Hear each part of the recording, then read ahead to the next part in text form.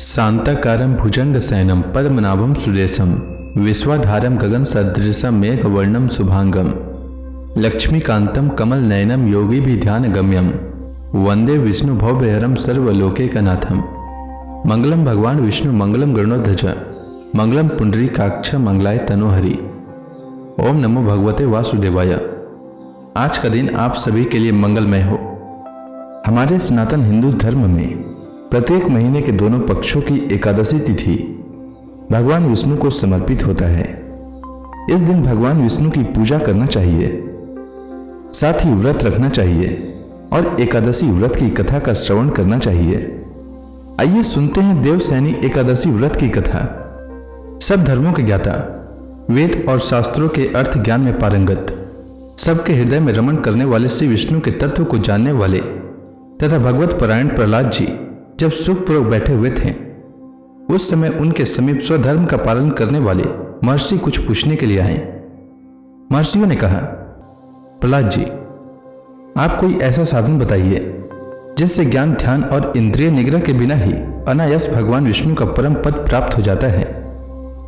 उनके ऐसा कहने पर संपूर्ण लोगों के हित के लिए उद्धत रहने वाले विष्णु भक्त महाभाग प्रहलाद जी ने संक्षेप में इस प्रकार कहा, महर्षियों, जो 18 पुराणों का सार से भी सारतर तत्व है, जिसे कार्तिकेय जी के पूछने पर भगवान शिव ने उन्हें बताया था, उसका वर्णन करता हूं, सुनिए। महादेव जी ने कार्तिकेय जी से कहा, जो कली में एकादशी की रात में जागरण करते समय वैष्णव शास्त्र का पाठ करता है, उसके कोटि जन्मों के किए हुए 4 प्रकार के पाप नष्ट हो जाते हैं।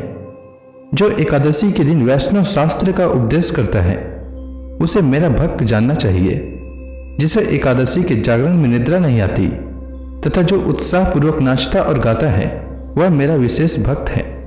मैं उसे उत्तम ज्ञान देता हूँ और भगवान विष्णु मोक्ष प्रदान करते हैं। अतः मेरे भक्त को विशेष रूप से जागरण करना चाहिए। जो भगवान विष्णु से वैर करते हैं, उन्हें पाखंडी जानना चाहिए। जो एकादशी को जागरण करते और गाते हैं, उन्हें आधे निमेष में अग्निष्टोम तथा अतिरात्र यज्ञ के समान फल प्राप्त हो जाता है। जो रात्रि जागरण में बारंबार भगवान विष्णु के मुखार बिंद का दर्शन करते हैं, उनको भी वही फल प्राप्त होता है। जिनके वंश के लोग एकादशी की रात में जागरण करते हैं, वही धन्य हैं। जिन्होंने एकादशी को जागरण किया है, उन्होंने यज्ञ, दान, गया, श्राद्ध और नित्य प्रयाग स्नान कर लिया है।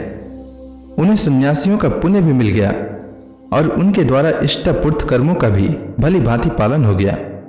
सदानंद, भगवान विष्णु के भक्त जागरण सहित एकादशी व्रत करते हैं, इसलिए वे मुझे सदा ही विशेष प्रिय हैं। जो एकादशी की रात में भगवान विष्णु के आगे वैष्णव भक्तों के समीप गीता और विष्णु सहस्त्र नाम का पाठ करता है, वह उस परम धाम में जाता है जहां साक्षात भगवान नारायण विराजमान हैं। जो श्रीहरि के समीप जागरण करते समय रात में दीपक जलाता है, उसका पुण्य 100 कल्पों में भी नष्ट नहीं होता। जो जागरण काल में मंजरी सहित तुलसी दल से भक्ति पूर्वक भगवान श्रीहरि का पूजन करता है, उसका पुनः इस संसार में जन्म नहीं होता। स्नान, चंदन, लेप, धूप, दीप, नैवेद्य और तांबुल, यह सब जागरण काल में भगवान को समर्पित किया जाए तो उससे अक्षय पुण्य होता है। कार्तिकेय, जो भक्त मेरा ध्यान करना चाहता है, वह एकादशी की रात्रि में श्रीहरि के समीप भक्ति पूर्वक जागरण करे। एकादशी के दिन जो लोग जागरण करते हैं, उनके शरीर में इंद्र आदि देवता आकर स्थित हो जाते हैं। जो जागरण काल में महाभारत का पाठ करते हैं, वे उस परम धाम में जाते हैं जहां सन्यासी महात्मा जाया करते हैं। जो उस समय श्री रामचंद्र जी का चरित्र 10 कंठवध पढ़ते हैं, वे योग वेताओं की गति को प्राप्त होते हैं। जिन्होंने श्रीहरि के समीप जागरण किया है, उन्होंने चारों वेदों का स्वाध्याय, देवताओं का पूजन, यज्ञों का अनुष्ठान तथा सब तीर्थों में स्नान कर लिया। श्री कृष्ण से बढ़कर कोई देवता नहीं है और एकादशी व्रत के समान दूसरा कोई व्रत नहीं है। जहां भागवत शास्त्र है, भगवान विष्णु के लिए जहां जागरण किया जाता है और जहां सालग्राम शिला स्थित होती है, वहां साक्षात भगवान विष्णु उपस्थित होते हैं। देवसैनी एकादशी व्रत की कथा के अनुसार धर्मराज युधिष्ठिर ने भगवान श्री कृष्ण से कहा, हे श्री कृष्ण, आषाढ़ माह के शुक्ल पक्ष की एकादशी का क्या नाम है? उस दिन किस देवता का पूजन किया जाता है? उसका क्या विधान है? कृपा कर यह सब विस्तार पूर्वक बताएं। भगवान श्री कृष्ण ने कहा, हे युधिष्ठिर, एक बार नारद जी ने ब्रह्मा जी से भी यही प्रश्न पूछा था। तब ब्रह्मा जी ने कहा कि नारद, तुमने कलयुग में प्राणी मात्र के उद्धार के लिए सबसे श्रेष्ठ प्रश्न पूछा है, क्योंकि एकादशी का व्रत सभी व्रतों में उत्तम होता है। इसके व्रत से सभी पाप नष्ट हो जाते हैं। इस एकादशी का नाम देवसैनी एकादशी है। यह व्रत करने से भगवान विष्णु प्रसन्न हो जाते हैं। इस संबंध में मैं तुम्हें एक पौराणिक कथा सुनाता हूं, ध्यानपूर्वक श्रवण करो। मानधाता नाम का एक सूर्यवंशी राजा था। वह सत्यवादी, महान तपस्वी और चक्रवर्ती था। वह अपनी प्रजा का पालन संतान की तरह करता था। उसकी सारी प्रजा धन धान्य से परिपूर्ण थी और सुखपूर्वक जीवन यापन कर रही थी। उसके राज्य में कभी अकाल नहीं पड़ता था, कभी किसी प्रकार की प्राकृतिक आपदा नहीं आती थी। परंतु न जाने उससे देव क्यों रुष्ट हो गए। न मालूम राजा से क्या भूल हो गई कि एक बार उसके राज्य में जबरदस्त अकाल पड़ गया और प्रजा अन्न की कमी के कारण अत्यंत दुखी रहने लगी। राज्य में यज्ञ होना बंद हो गया। अकाल से पीड़ित प्रजा एक दिन दुखी होकर राजा के पास जाकर प्रार्थना करने लगी, हे राजन, समस्त संसार की सृष्टि का मुख्य आधार वर्षा है। इसी वर्षा के अभाव से राज्य में अकाल पड़ गया है और अकाल से प्रजा मर रही है। हे भूपति, आप कोई ऐसा जतन कीजिए जिससे हम लोगों का कष्ट दूर हो सके। यदि जल्द ही अकाल से मुक्ति न मिली तो विवश होकर प्रजा को किसी दूसरे राज्य में शरण लेनी पड़ेगी। प्रजाजनों की बात सुनकर राजा ने कहा, आप लोग सत्य कह रहे हैं। वर्षा न होने से आप लोग बहुत दुखी हैं। राजा के पापों के कारण ही प्रजा को कष्ट भोगना पड़ता है। मैं बहुत सोच विचार कर रहा हूं, फिर भी मुझे अपना कोई दोष दिखलाई नहीं दे रहा है। आप लोगों के कष्ट को दूर करने के लिए मैं बहुत उपाय कर रहा हूं, परंतु आप चिंतित न हो, मैं इसका कोई न कोई उपाय अवश्य ही करूंगा। राजा के वचनों को सुनकर प्रजाजन चले गए। राजा मानधाता भगवान की पूजा कर कुछ विशिष्ट व्यक्तियों को साथ लेकर वन को चल दिया। वहां वह ऋषि मुनियों के आश्रम में घूमते घूमते अंत में ब्रह्मा जी के मानस पुत्र अंगिरा ऋषि के आश्रम पर पहुंच गया। रथ से उतरकर राजा आश्रम में चला गया। वहां ऋषि अभी नित्य कर्म से निवृत्त हुए थे कि राजा ने उनके सन्मुख पहुंचकर उन्हें प्रणाम किया। ऋषि ने राजा को आशीर्वाद दिया, फिर पूछा, हे राजन, आप इस स्थान पर किस प्रयोजन से पधारे हैं, सो कहिए। राजा ने कहा, हे महर्षि, मेरे राज्य में 3 वर्ष से वर्षा नहीं हो रही है। इससे अकाल पड़ गया है और प्रजा कष्ट भोग रही है। राजा के पापों के प्रभाव से ही प्रजा को कष्ट मिलता है, ऐसा शास्त्रों में लिखा है। मैं धर्मानुसार राज्य करता हूं, फिर यह अकाल कैसे पड़ गया, इसका मुझे अभी तक पता नहीं लग सका। अब मैं आपके पास इसी संदेह की निवृत्ति के लिए आया हूं। आप कृपा कर मेरी इस समस्या का निवारण कर मेरी प्रजा के कष्ट को दूर करने के लिए कोई उपाय बतलाइए। सब वृतांत सुनने के बाद ऋषि ने कहा, हे नरेश, इस सतयुग में धर्म के चारों चरण सम्मिलित हैं। यह युग सभी युगों में उत्तम है। इस युग में केवल ब्राह्मणों को ही तप करने तथा वेद पढ़ने का अधिकार है, किंतु आपके राज्य में एक शूद्र तपस्या कर रहा है। इसी दोष के कारण आपके राज्य में वर्षा नहीं हो रही है। यदि आप प्रजा का कल्याण करना चाहते हैं तो शीघ्र ही उस शूद्र का वध करवा दें। जब तक आप यह कार्य नहीं कर लेते तब तक आपका राज्य अकाल की पीड़ा से कभी मुक्त नहीं हो सकता। ऋषि के वचन सुन राजा ने कहा, हे मुनि श्रेष्ठ, मैं उस निरपराध तप करने वाले शूद्र को नहीं मार सकता। किसी निर्दोष मनुष्य की हत्या करना मेरे नियमों के विरुद्ध है और मेरी आत्मा इसे किसी भी स्थिति में स्वीकार नहीं करेगी। आप इस दोष से मुक्ति का कोई दूसरा उपाय बतलाइए। राजा को विचलित जान ऋषि ने कहा, हे राजन, यदि आप ऐसा ही चाहते हो तो आषाढ़ माह के शुक्ल पक्ष की देवसैनी नाम की एकादशी का विधान पूर्वक व्रत करो। इस व्रत के प्रभाव से तुम्हारे राज्य में वर्षा होगी और प्रजा भी पूर्व की भांति सुखी हो जाएगी, क्योंकि इस एकादशी का व्रत सिद्धियों को देने वाला है और कष्टों से मुक्त करने वाला है। ऋषि के इन वचनों को सुनकर राजा अपने नगर वापस आ गया और विधान पूर्वक देवसैनी एकादशी का व्रत किया। इस व्रत के प्रभाव से राज्य में अच्छी वर्षा हुई और प्रजा को अकाल से मुक्ति मिली। इस एकादशी को पद्मा एकादशी भी कहते हैं। इस व्रत के करने से भगवान विष्णु प्रसन्न होते हैं। अतः मोक्ष की इच्छा रखने वाले मनुष्यों को इस एकादशी का व्रत अवश्य करना चाहिए। चातुर्मास्य व्रत भी इसी एकादशी के व्रत से आरंभ किया जाता है। तो इसी के साथ देवशयनी एकादशी व्रत की कथा समाप्त होती है। तो प्रेम से बोलिए भगवान विष्णु की जय, श्री कृष्ण भगवान की जय, समस्त देवी देवताओं की जय। अब आप सभी हाथ जोड़कर भगवान श्री हरि का ध्यान करें। आरती होने वाली है।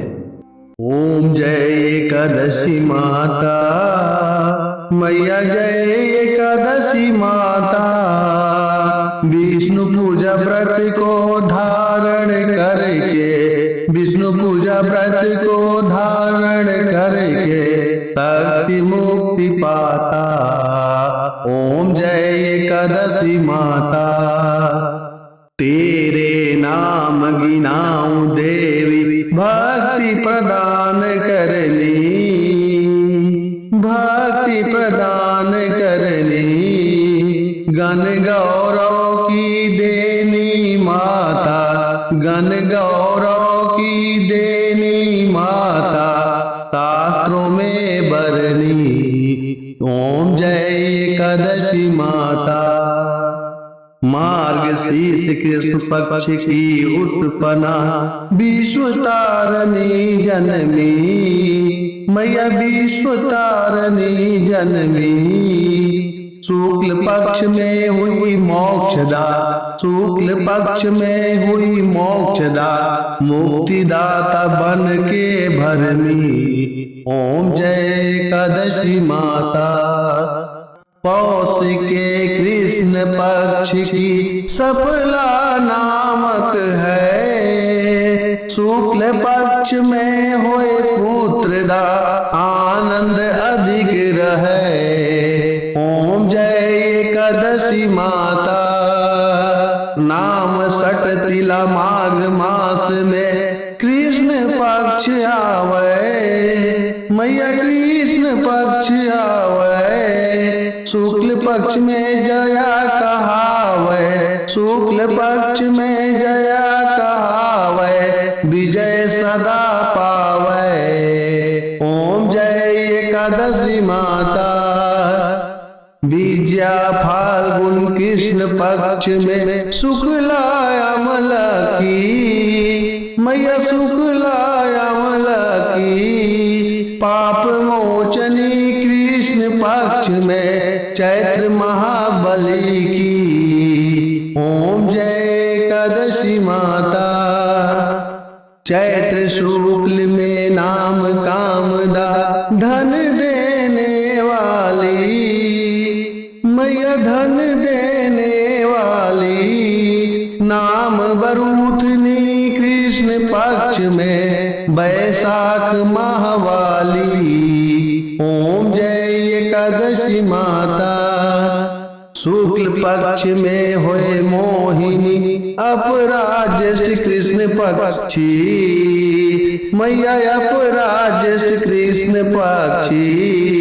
नाम निर्जला सब सुख करने, शुक्ल पक्ष रखी। ओम जय एकादशी माता। योगिनी नाम आषाढ़ में जानो, कृष्ण पक्ष करनी मैया, कृष्ण पक्ष करनी। देवशयनी नाम कहायो, शुक्ल पक्ष धरनी। ओम जय एकादशी माता। कामिका श्रावण मास में आवे, कृष्ण पक्ष कहिए। श्रावण शुक्ला होए पवित्रा, आनंद से रहिए। ओम जय एकादशी माता। अजा भाद्रपद कृष्ण पक्ष की परिवर्तनी शुक्ला मैया, परिवर्तनी शुक्ला। इंद्राश्विन कृष्ण पक्ष में व्रत से भवसागर निकला। ओम जय एकादशी माता। पापांकुश है शुक्ल पक्ष में, आप हरण हारी मैया, आप हरण हारी। रमा मास कार्तिक में आवे सुखदायक भारी। ओम जय एकादशी माता देवोत्थान शुक्ल पक्ष की दुख नाशक मैया। पावन मास में करो विनती पार करो नैया। ओम जय एकादशी माता परमा कृष्ण पक्ष में होती जन मंगल करनी। मैया जन मंगल करनी। शुक्ल मास में होए पद्मिनी दुख दरिद्र हरनी। ओम जय एकादशी माता जो कोई आरती एकादशी की भक्ति सहित गावे। मैया भक्ति सहित गावे। जन गुरु दिता स्वर्गवासा निश्चय वह पावे। ओम जय एकादशी माता। तो प्रेम से बोलिए विष्णु भगवान की जय, माता लक्ष्मी की जय।